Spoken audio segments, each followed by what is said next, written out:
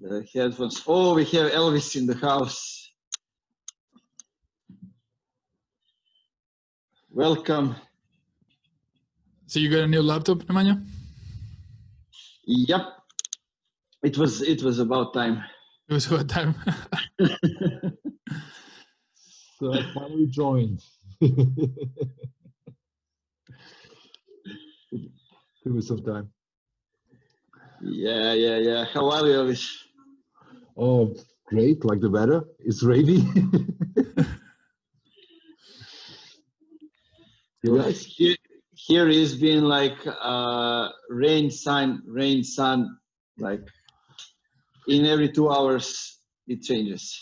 Yeah, I'm in Barcelona right now, and the weather is fucking amazing these days. It's so sunny. I'm actually looking for startup jobs in Barcelona at the moment. Yeah, I mean, you should, man. The weather is incredible. We're starting to open up things. So, like, we can go get a drink in bars with our friends, stuff like that.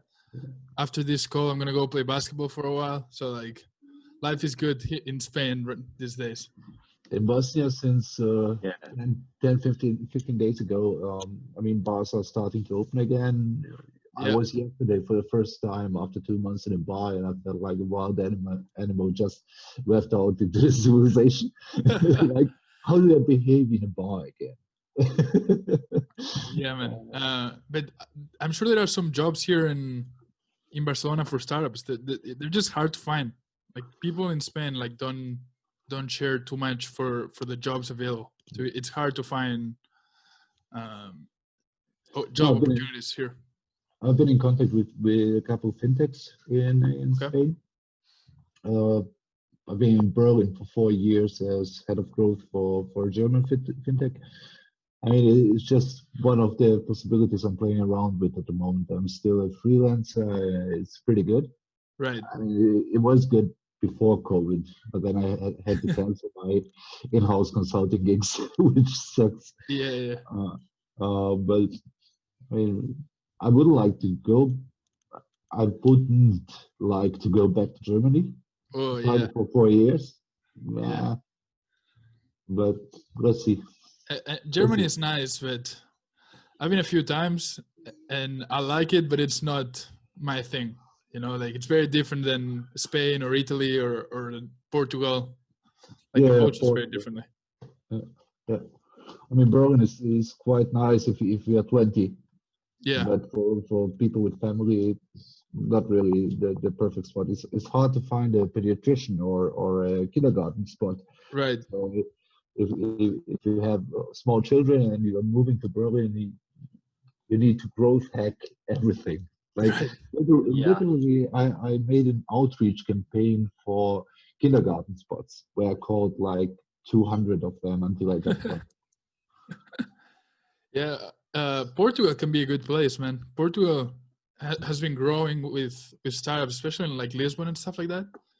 I was talking to a couple of guys over there because it's pretty cheap, cost per living. Yeah.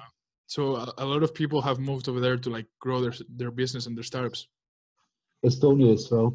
Estonia as well, because they have this advantage, right? Like, you get nationality, or you're allowed to live there for a while. Your citizenship. Right. You can actually apply for it online. Yeah. You can found a company in Estonia, but you are still fiscally bound to the laws of your country. So if you have an office in Spain, but the company is registered in Estonia, you still have to pay taxes in Spain because the majority of the business is in Spain. Yeah. It's interesting now. Estonia is okay if you are not really growing a business. It's okay for businesses up to mid-size. Right. Because of the taxes and everything, and it's okay if you're not working with the US, only with Europe. Right. Yeah, I was looking at that's right. Like, there's certain cities that help you grow the business so much faster, and my idea is to go to New York in August or September just because of that. Because, like, you can grow the business so quicker if you're like near where the money is than if you're far away.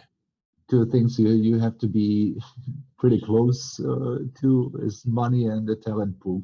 Exactly. I mean, Berlin is great for it, especially if you're starting in fintech or retail tech, because investments are huge. The talent pool is rising, but it's not a great spot to live in your mid-30s. Right. I mean, honestly, that was my problem with Berlin. They have a culture of heavy drinking, which would be fun in the 20s, but not later on. I mean, the peer pressure obliges you to stay after hours for a couple of beer with the colleagues, and a couple of beer is never enough. Yeah. No, I get it. And the other city that I was thinking, just because I've always been interested, and I don't know if you guys have been there, is Moscow. I've been thinking about going there for a couple of months. I don't know if you guys have been, or like what's your experience with business there? I've never been there.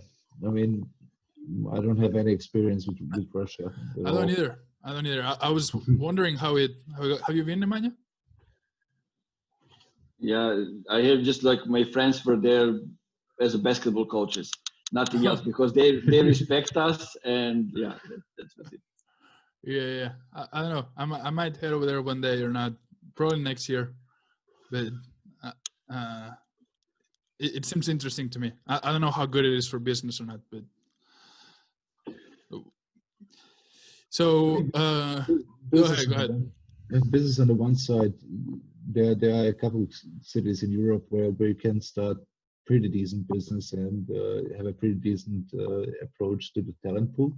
Mm-hmm. But I mean, you have to live in those cities, so you have to find. I don't know. I've never been to Barcelona, right? But my wife has been there for a couple of days, and she loved the city. And I can imagine that it would be nice for the family. It's a good place to grow a family for sure. But right now with COVID-19 and all that, I think it's going to change how we see cities, right? Because it's like you said, you need to be close to where the money is and talent pool.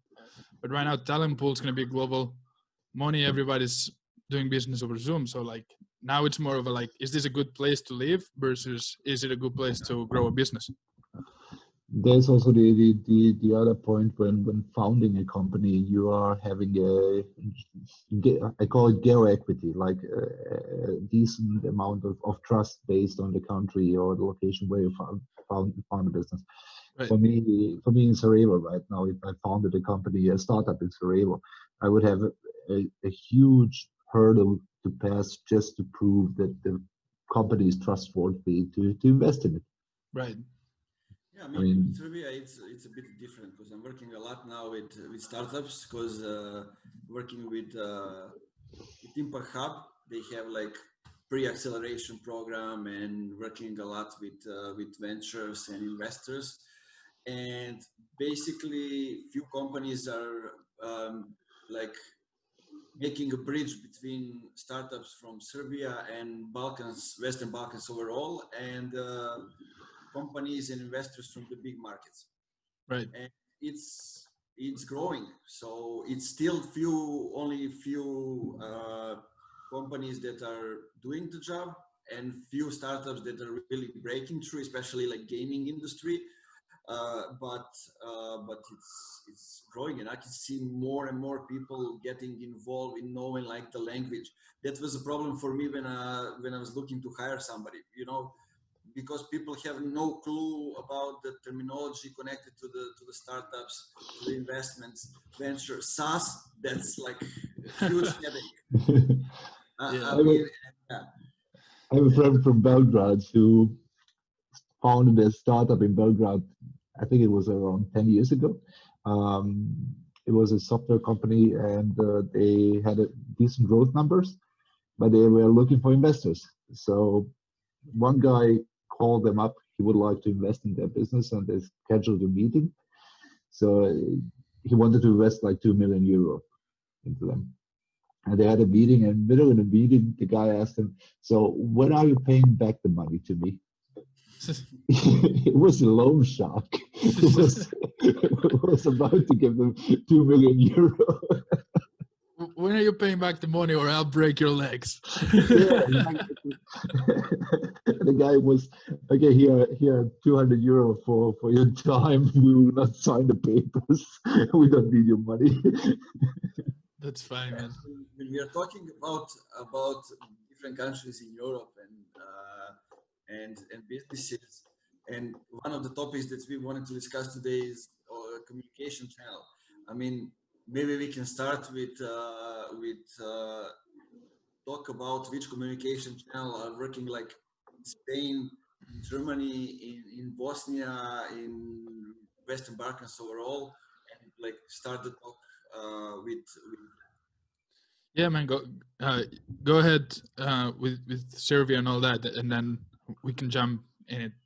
Yeah, I mean, what I found interesting that here in Serbia, the main channel, of course, is like Facebook. Mm-hmm. And when you compare it to the US market, like Facebook is not the first channel when people are going. Right. Also Instagram. Now it's all dependent on the age. I guess that's the same everywhere, because here, like the main people who are the main users of Facebook, active users, are like women 45 plus years, because they're just now discovering the channel. But I can see that it also translates to Instagram. And when it comes to younger generation, of course, like TikTok, Snapchat never really started to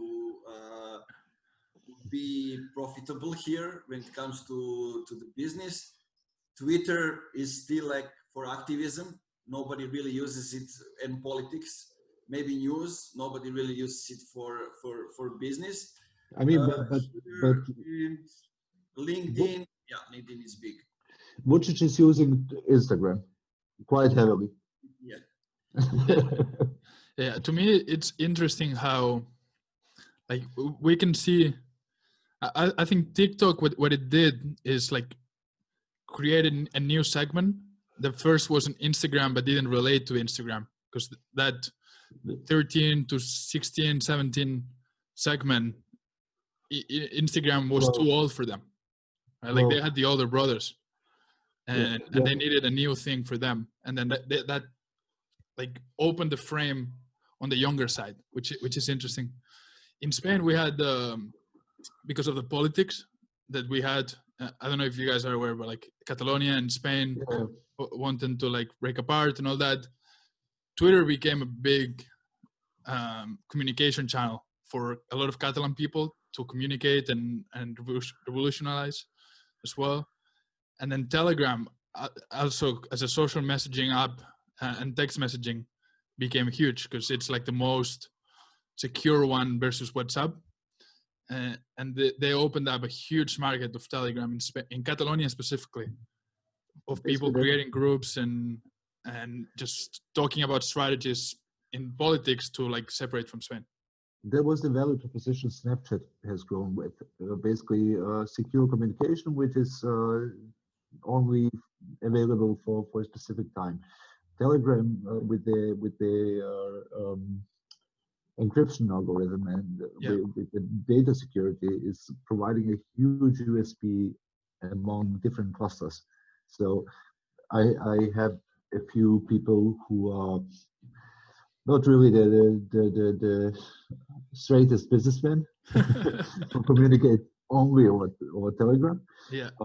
Most of my developer friends use only Telegram, and anyone who thinks who finds their own privacy important goes over Telegram instead doing WhatsApp, which is in ownership of Facebook, and you know that the data is being used. Yeah. Or Viber, for which you don't know what the fuck they are doing. Right. Yeah, but for example, TikTok, and correct me if I'm wrong, but it comes from like a Chinese company. So like we also don't know how secure that is. TikTok is absolutely insecure. Right. I mean, basically, there are multiple stories. If you have followed them for the past couple weeks, there was this censorship story where this guy who is looking like Xi Jinping, the Chinese president, Yeah. had his TikTok channel banned because he looks like the president. Then there was this suicide case where TikTok first informed their PR department, and then the police 3 hours later. A guy killed himself live on TikTok. I didn't know that. Then there's the promotion of teens which are sexualized. So, Yeah, I saw that. I mean, TikTok is for me. I mean, I don't have many ideas, but TikTok is really against anything I believe in. Yeah, but I think people talk about how important privacy is, and then they do the complete opposite. Right? Like people were talking about this shit, and then they do that. They know that Facebook, like, is listening and keeps your data. They do the same thing. I don't know if you guys remember, but like, I think it was early in the year, which now feels like forever ago because of everything that's happened in between. But like, there was this app that would you would upload a picture of yourself and it would make you look older. Yeah. And it was from a Chinese company that was doing facial recognition all the time, right? So like people do these things and then talk about privacy and do complete opposite. There was also the 10 years challenge from Facebook, or that one. Yeah. Where they actually did training for their facial recognition software. Yeah. They were pushing those 10-year challenge posts everywhere. It was just artificially created virality. Yeah. Just so you can upload the picture and then they get the facial recognition. But to me, at the end of the day, we know these people are doing this. So like, if we accept that, it's the problem of the people. Yeah. So don't try what they're doing with my data if I give them just in order to feed my vanity. Right. Like you can't complain if you are okay and do a 10-year challenge, you know? To me, that it's very hypocritical. And I want to hear your thoughts on this, Nemanja, but if you say one thing and because everybody does the other thing, you also do it, then you cannot complain about them stealing your privacy. Yeah, well, I look at the politics in that way also. So we are in the middle of the political campaigns. Like, he mentioned politics. I'm going to grab a beer. Oh yeah, I mean, when I look at from companies, from business perspective, what I see the right when it comes to the is like we should have mute Elvis. Sorry, I'm back. No, it's okay. From the business perspective, what I see is a combination of offline and online events. I don't know, Marti, if you thought about it, but like it's crucial to me when it comes to reporting content and talking about those things is having two sides of creating content and own channels. First one is the offline events. Let's say for me, what works is not like trade shows and huge events, but small events organized by myself or having a guest or guests and talking about specific topics with like 15, 20 up to maybe 30 people the most, and recording those things. And the same online, like if it's a webinar or it's something like this Q&A weekly, and then using that content for different communication channels just to distribute it the right way. I mean, like the long version for YouTube, the shorter version for like Facebook, Instagram, LinkedIn up to 10 minutes, or maybe also another thing that we're doing also is visualizing just audio segment for that. Like you can use your imagination. There are so many options. Yeah, I think offline events maybe not in the next 3 months, but in the next year, 2 years, are still going to continue to be important. Maybe not at the scale of like trade conferences or industry conferences where there's 1,000 people, 2,000 people, but those events of like 10, 50 people. I don't understand why not more CEOs and more companies are starting them themselves, right? Because they're not that expensive to create. And when you cut the middleman, right? Like if you have your own event, you can organize it the way you want it and invite the people that you want, touch on the things that you want to touch, and make sure that you're adding value to who your audience is. For example, one of my goals in the next 5 years is to do a bit more of public speaking, right? Like in person. So like one of the things that I was thinking is like, instead of waiting to be invited, why don't I organize my own events, right? Invite 3 or 4 people that I can also speak, put myself, because it's my event, on the panel, and then invite the audience and make them myself, right? I think now we have to cut the middleman both online and offline. And maybe if that means doing it in India because they're going to look more favorable to me because I'm the foreigner, versus doing it in New York at the beginning, that's fine. Right? Like you go to India, you organize it, and then after you have a proven track record, you go to New York, you go to LA, you go to San Francisco and do them. Why go anywhere? The question is, why go anywhere right now? I mean, there's massive unused potential in a format which worked for ages, expert roundups, where you can invite SEO experts, right, for a video conference like we're having right now, and discuss 5 points which have been already communicated to them. Yeah. So, or 1 point that everyone shares their opinion, like how important are backlinks right now? Right. So, I mean, it's an internal topic. Record it, transcribe it, create content from there. I think you can do both. I think you can do like, I think that there's something about physical events that online events will never have, right? Like I've been running my business from Barcelona with American clients for 2 years, and it's grown and it's been a good business, and I've built good relationships, but like I've never shaken the hand of my clients. And I think when you shake your hand and see each other in the eye, like get a beer together and go out or whatever, like that you build a stronger relationship. So I think you can do both 100%. You can do the webinar type of thing, or you can do the physical event, and as long as you're repurposing both content, I think it makes a lot of sense. No, you're right. Personal meeting is much beneficial.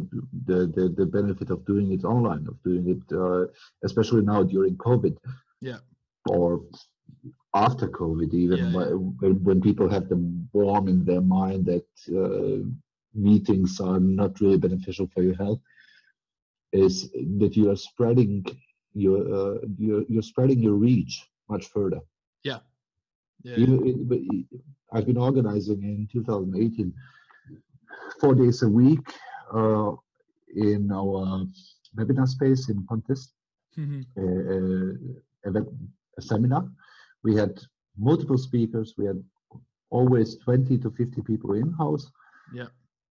But it didn't deliver the results, you know. Right. You get people who come for the free beer to learn something, but it doesn't transfer into word of mouth. It doesn't transfer into lead generation. Doesn't transfer towards the bottom line.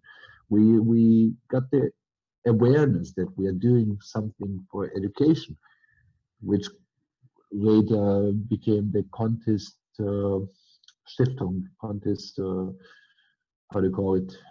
Contest organization for support of freelancers. But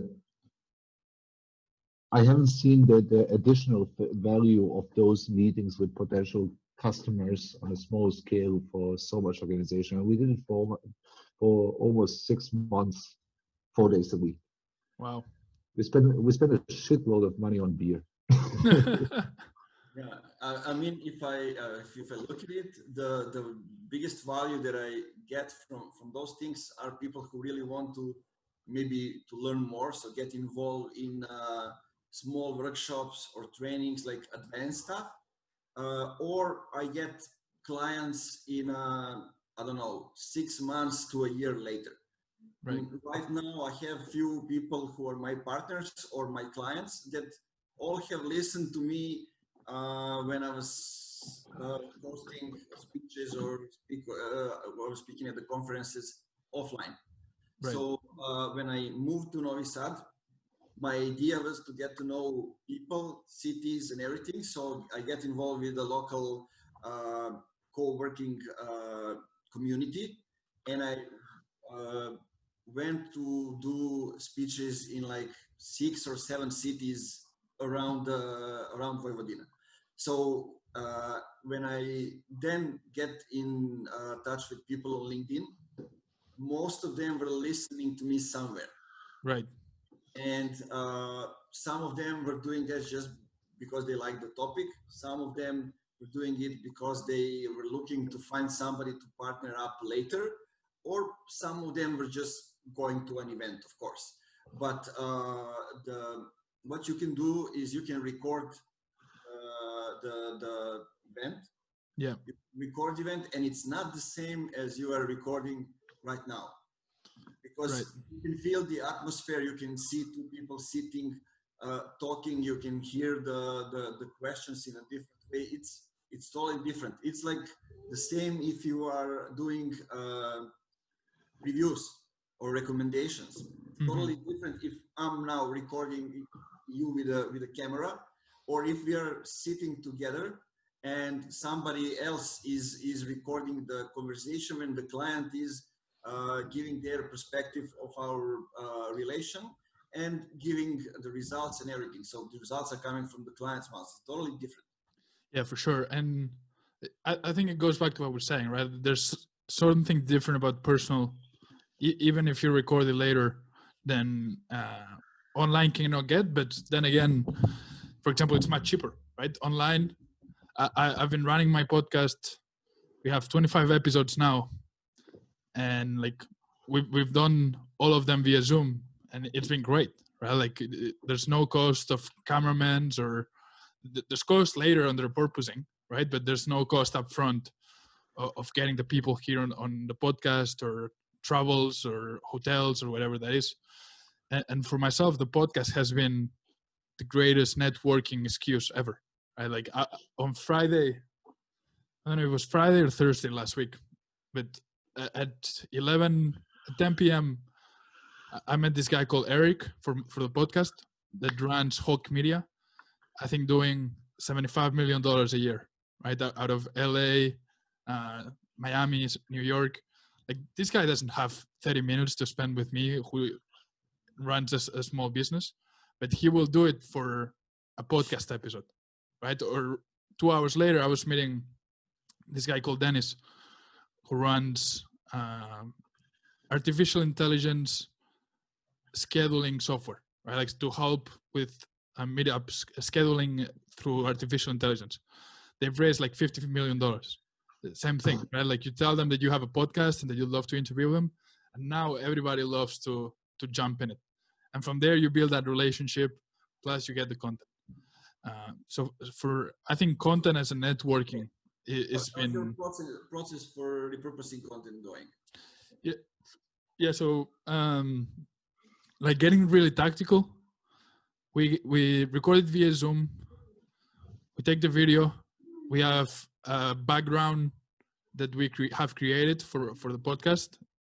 So it just plug and play. We put the video on YouTube full after we edit the intro and outro and anything in the middle that has to. Same thing with the audio. We upload it to Anchor. Then Anchor uploads it automatically to Spotify, Apple, all that. And then I have somebody on my team watch the episode and look for the best highlights that and mark the time, right? Like minute 1:30 to 3:30. He marks the highlights all across the podcast. We send it to the video editor. The video editor makes the highlights. Then we send it to the ghostwriter.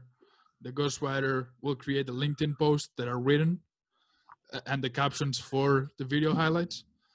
Then they send it to me to review, to make sure everything's right. And we put the clips on Instagram, Twitter, LinkedIn, We put the ghostwriting on Twitter and LinkedIn and Quora. We're starting to use Quora a bit more now. And then we also want to optimize on YouTube. So we club longer clips that are like 5 minutes, 6 minutes, 7 minutes, and cover a specific topic, and also upload them on YouTube on a different day, just to like build more a content backlog on YouTube. And that's mostly it. I think we touch on all channels. Some of the things that eventually we want to get to is create articles from the podcast as well. But I don't know much about SEO, so like we have that kind of on pause. And yeah, I was thinking about that.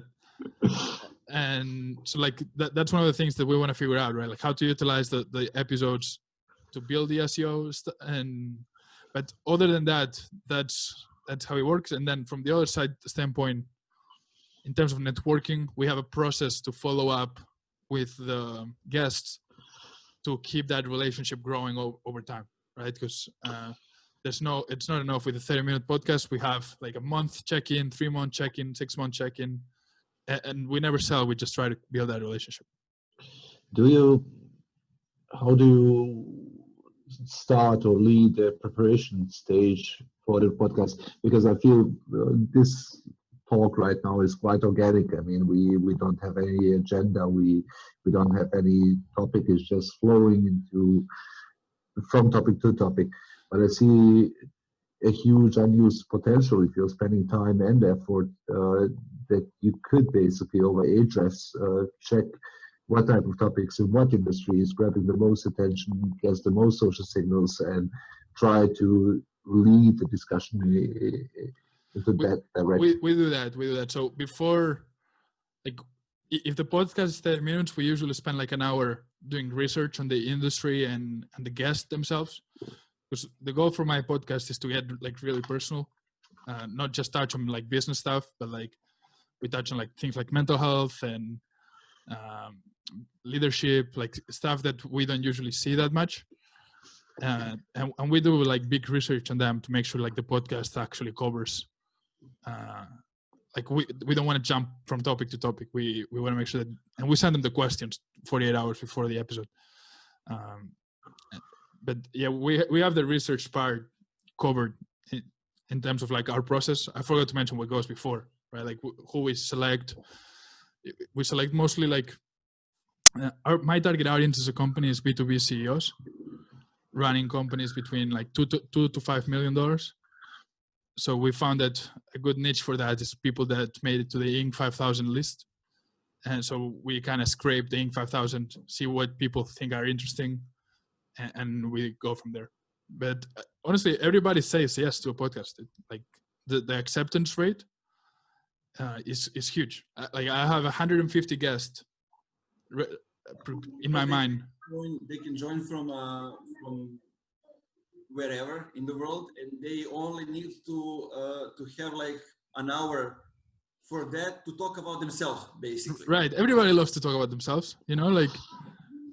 So especially CEOs, like CEOs are like, yeah, let me talk about. You want 30 minutes? I'll talk 30 minutes. You want 3 hours? I'll talk 3 hours. Yeah. So I mean, what's good for the YouTube? I don't know if people know that. I guess they do. But how YouTube works is that they are measuring the number of minutes that people spend watching. So not like the Facebook when they get the engagement, the likes, reactions, those kind of things, but they measure the time people spend watching the videos. That's why long form videos are great for LinkedIn, and also optimization. I mean, this, as you are doing it on the website, you also need to do it on the YouTube. I was also lazy regarding that, but I mean, I started to improve. Basically, what you can do for the website, what I'm doing, it got me like in 2 months, I reached like 500 plus people on the website regularly, just by distributing videos from YouTube on the website and then through the email list. Right. It's an article, short article, when I'm saying like, I had recorded a conversation with like Marti and Elvis. Marti is CEO of Podium Influence, like Elvis is doing these kind of things. They gave great insights on this and these topics. You can, and then you link your name with your LinkedIn, your company's name with your website, and embed a video from YouTube. That's it, like simple thing, nothing that complicated. And then in the email, you maybe want to get more into, give a few more details because your list and you want to give them more value to specify what are those things that they will get. And basically that's it. It goes in circles and it brings traffic. On your email list, do you link them to your YouTube or to the website with the embedded video? The website. To the website, right? That makes sense. Yeah. Do you use content aggregators for distribution? For example, for B2B topics, a great aggregator would be Hacker News, basically Y Combinator News. Any topic which is related to marketing, to data science, to development, if it's done well as a podcast or as a video, can be pretty, it can get so many eyes on Hacker News right now that it's just lost potential. So do you submit it there, or how does the process work? Basically, you just create an account, which is pretty simple, username and password. Okay. And submit it as a post. It's traction based on uploads. So if you get like 5 or 10 uploads, which you can get from your friends circle, you just ask people from different IP addresses to find the post and upload it. You will be on the homepage for a specific time. A couple of years back, I've been trying to find a method to use Reddit and Hacker News to generate traffic predictably.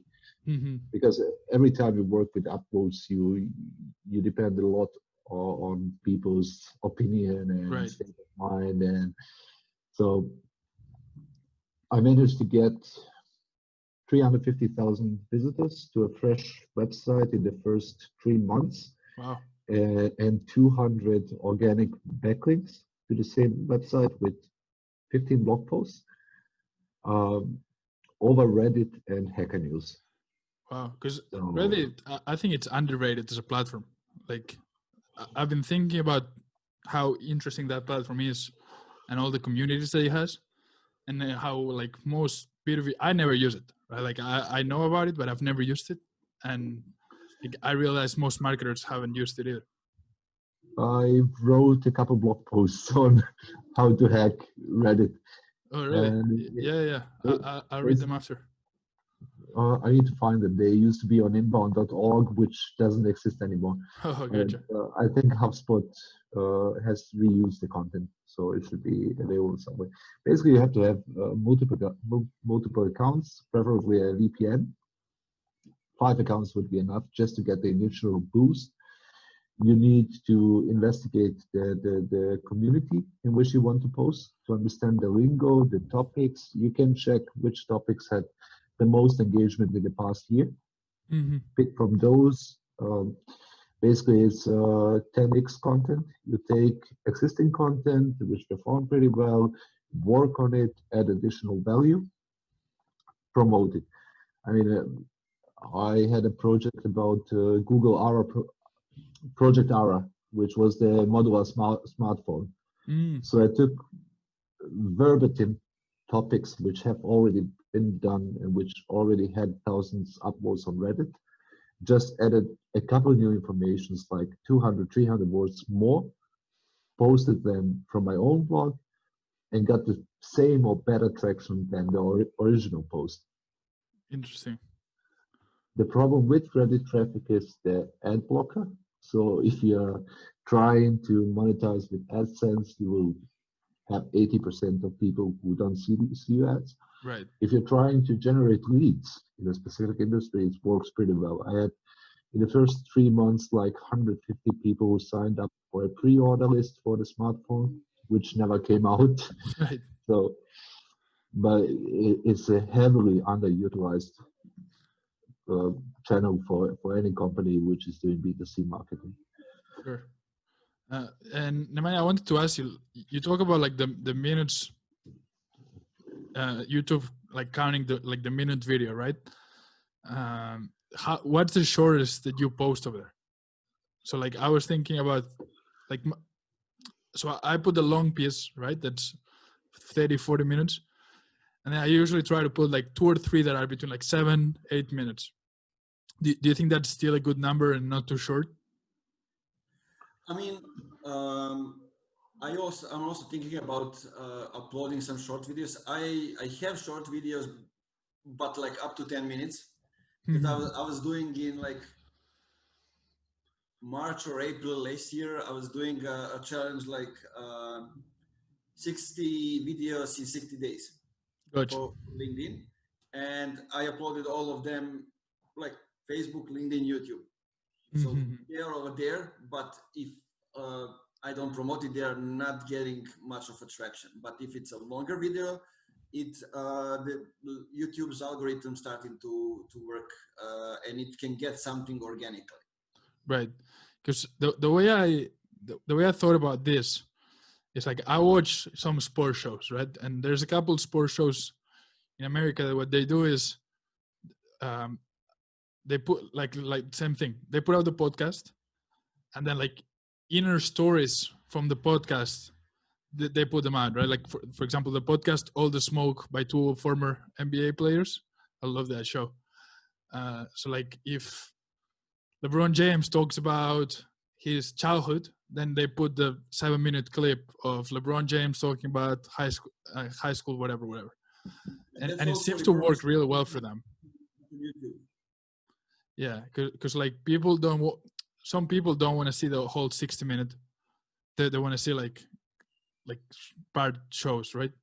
Yeah, I'm usually that person when it comes to like ESPN shows in the middle of the game, after the game, but I am the one who likes to see what's interesting for me within those like half an hour or hour of the show.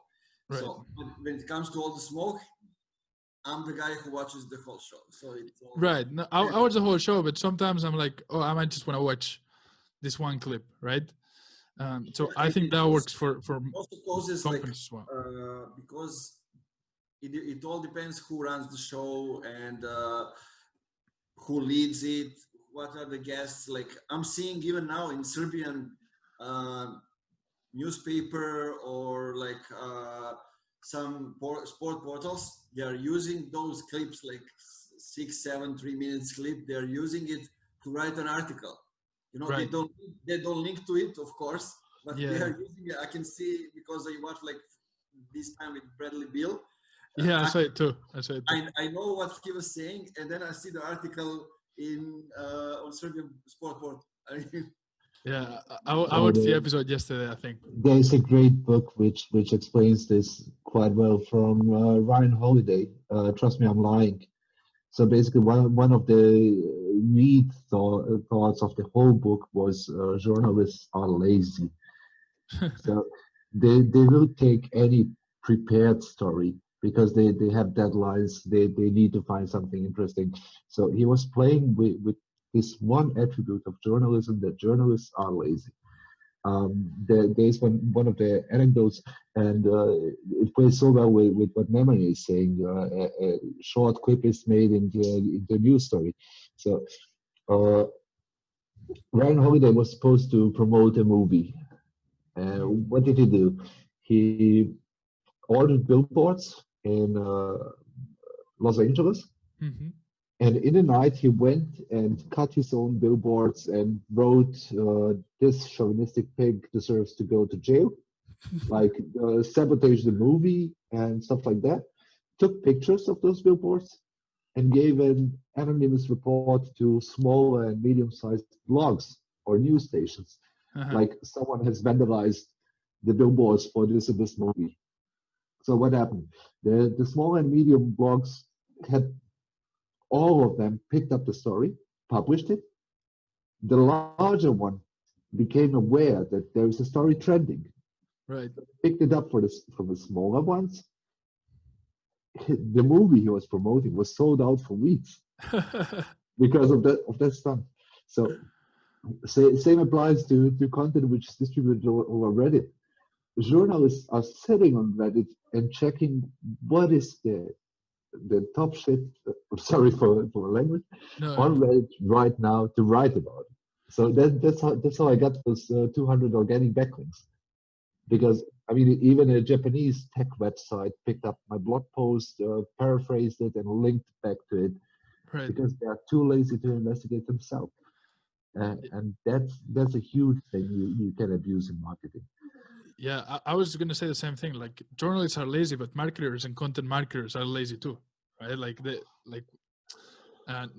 there are very few people creating and advancing the conversation. Right? Like everything is regurgitated, and you see them on writing articles. You go to Google and you're like looking for whatever topic. Article 1, 2, and 3, and 4 are basically saying the same thing, just in different words.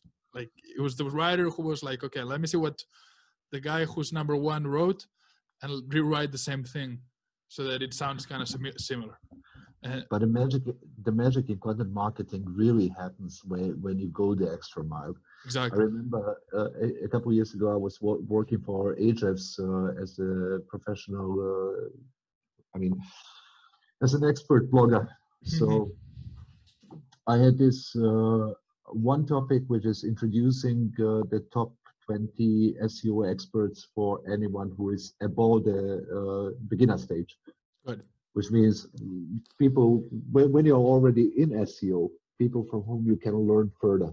Because Neil Patel, Ren Fishkin, Brian Dean, they are all covering the basics. But if you need in-depth knowledge, you have to dig deep. So I think it took me around 60 hours to prepare the content piece, of which 30 was research, 20 was writing, 10 was editing. Editing, yeah. I didn't mention Neil Patel. I didn't mention Brian Dean, or did I? I don't know. I didn't mention Ren Fishkin. So those 3 big names I left out on purpose. Ignore them. Exactly.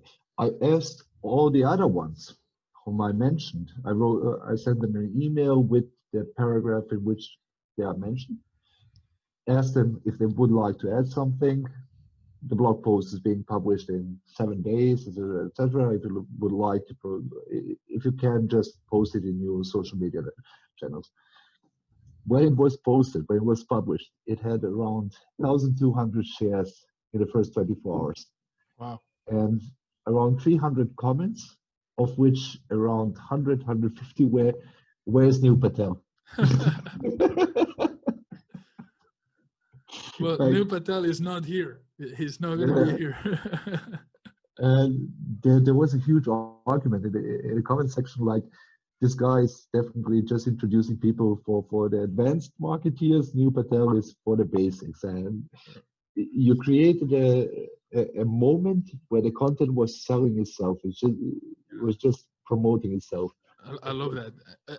I think another way that, because let's be honest, not everyone has enough knowledge to move the conversation forward, right? Like, it's just the way it is. Maybe we're doing it, for example, myself, I think the content that I put out is really valuable, but it's probably not groundbreaking.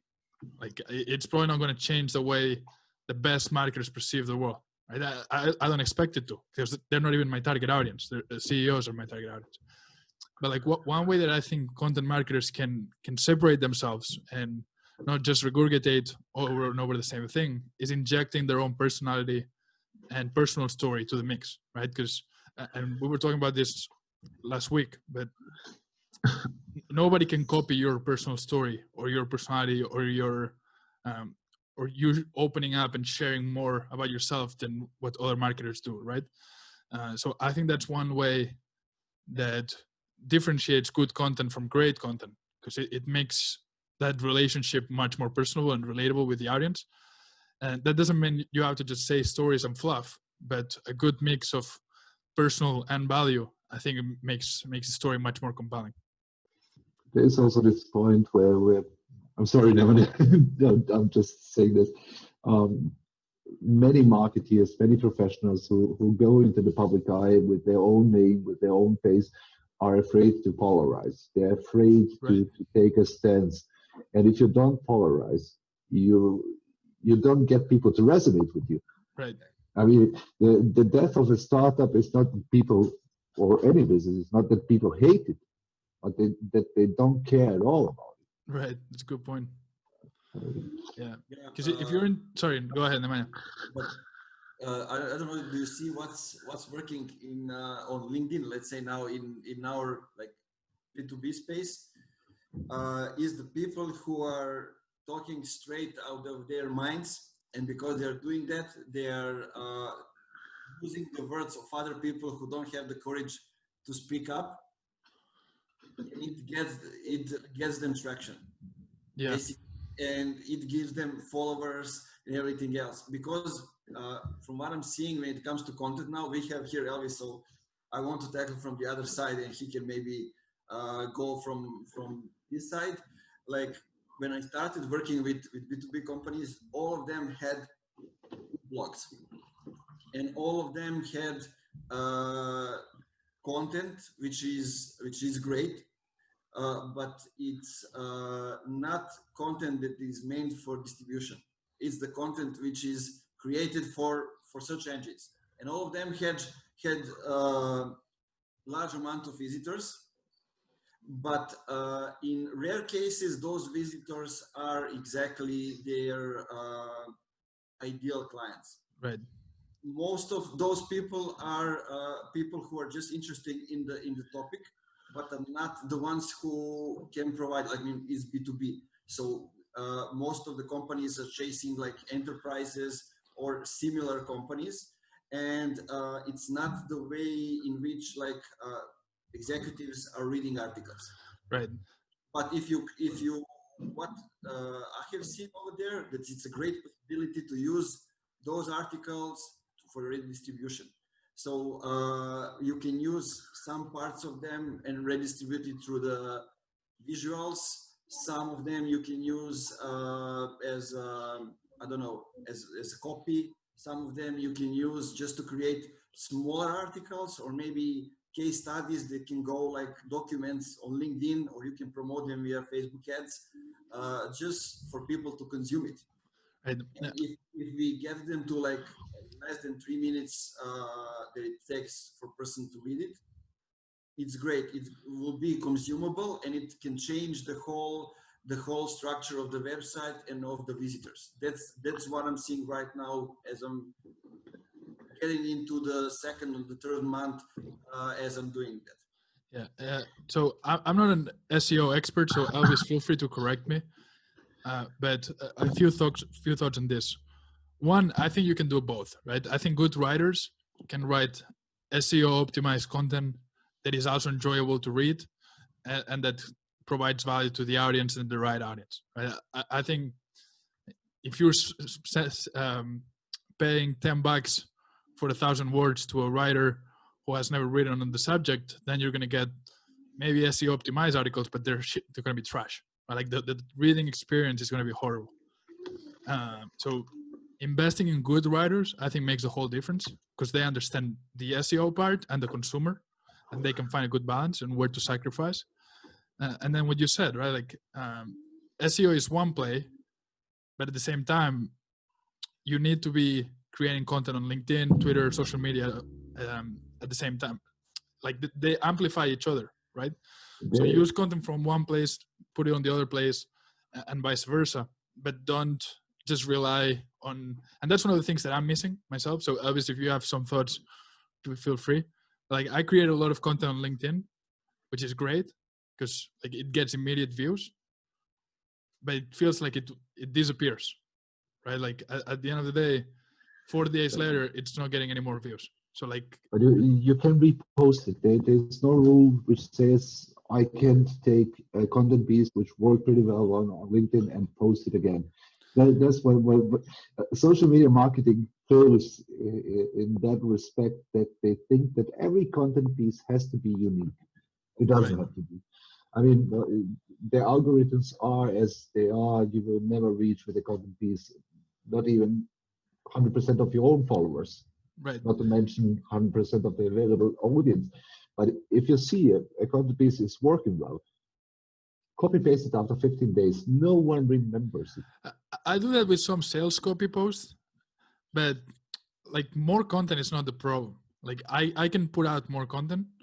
It just, I wish, because I have myself and my team, and we have the podcast. Like we have a problem on LinkedIn of like, we need to create other accounts to publish all the content that we have. Like that's not that much a problem. It's that LinkedIn post is really good. And sure, I could republish, but then I would stop from republishing another one that I think is really good as well. So like, how can I utilize that LinkedIn post I published 2 months ago and create it into SEO that it's there, like it's an asset for the future? Not the same message applies in all channels. Right. I mean, you can take, for example, my post from yesterday, Nemanja, I don't know if you saw it, with 80% of people who follow me on LinkedIn never network at all. I haven't seen that one. Like it got huge traction immediately. I think I got around 2,000 views already on it, which is for me quite big. But it's not something I would use as a topic for a blog post. Right. Because especially not for an SEO blog post, I can't figure out what's anything meaningful in a means of growing a business. Maybe in creating relationships, yeah. You have to think about the top level with SEO. What's the search query? What's the motivation I want to address with the SEO content? So, in my opinion, it has been shown in multiple projects before. B2B SEO content is a high awareness stage, segment where you try to get the first eyes on your company.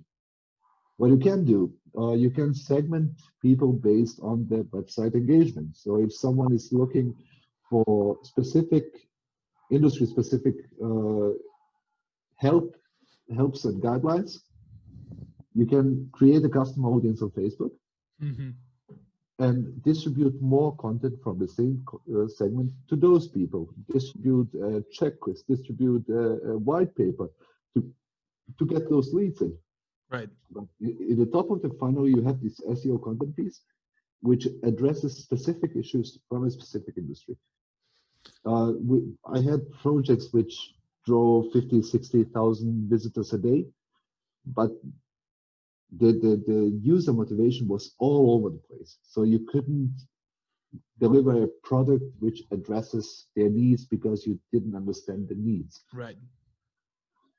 On the flip side, there's also money keyword content for landing pages, for lead generation pages, where you have to invest a horrendous amount of work to have it ranking. Right. I mean, with blog posts, you just go for the long tail potential, and over time, if it's well optimized, you will get traffic on it. But if you're, for example, offering credits or mortgage or whatever, then you have a landing page for that money keyword. There's a shitload of work in backlink creation, in the link juice sculpting, in just to get it on the first page of Google, if you ever get it there. So right. Makes sense. And also what people are forgetting is that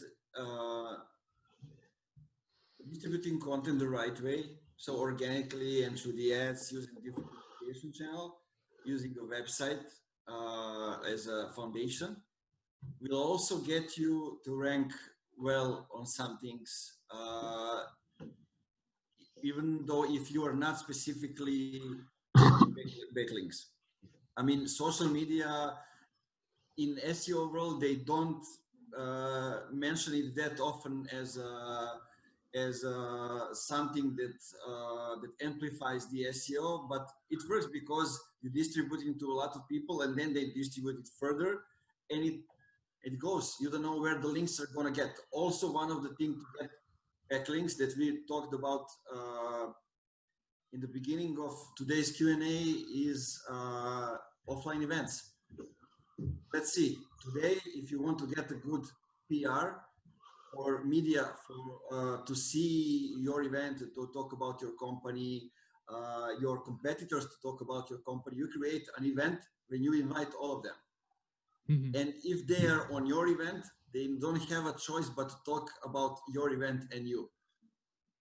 Because if you are doing just outreach for the media and asking them to like put a piece about, I don't know, the event that you organize and those kind of things, they won't put the links in, because each of them are just copying from one portal to another, and then you don't use backlinks. So what you can do is you can get the word out, because your competitors are going to talk about you, your media are going to talk about you, and also like you can go further by where you create relationships with certain journalists that are covering the certain niche or industry, and so on and so on. But that's also one mean of distributing content and going to be let's say searchable. Also, for one, I don't have really, I can't really fully agree that offline events are a great way to create backlinks, because unless you have a great email copy where you ask those people directly to promote it on their website, they will never write an article on their website and give you a do follow backlink. But on the other hand, you're right. There's a huge gap in content distribution, which is underutilized. People, what people do mostly is they publish content and wait. Like Field of Dreams, if you build it, they will come. Yeah. 14 employees distributed with their friends. Yeah, that's exactly. That doesn't happen. Building relationships with bloggers, building relationships with journalists, building relationships with anyone who can deliver you the backlink from a authoritative website is a huge part of it. Invite those people for a dinner, for a beer, just meet them if you're in the same city. It works. Also, people tend to forget that their content can be in multiple places without any penalty.